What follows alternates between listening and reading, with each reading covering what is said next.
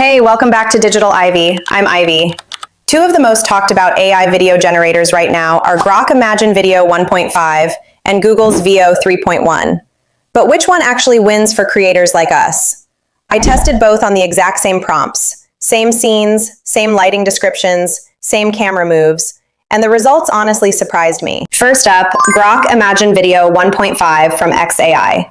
This dropped in June 2026 and scored a 9.2 out of 10 in blind photorealism perception tests.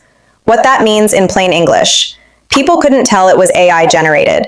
The motion is smooth, lighting feels natural, and it handles complex scenes without the usual AI weirdness.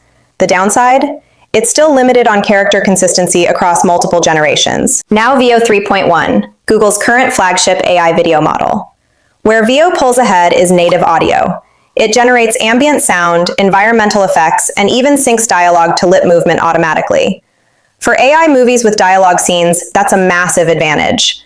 The visuals are slightly less photorealistic than Grok in still frames, but the audio integration makes full scenes feel dramatically more cinematic. So which one wins? Here's my honest verdict. Use Grok Imagine Video 1.5 for stunning visuals and photorealistic B-roll. Use Veo 3.1 for scenes with dialogue or sound design. They're not competing, they're complementary. Use both in the same project and your AI movie quality jumps to a completely different level. Subscribe for more honest AI tool comparisons every week. See you in the next one.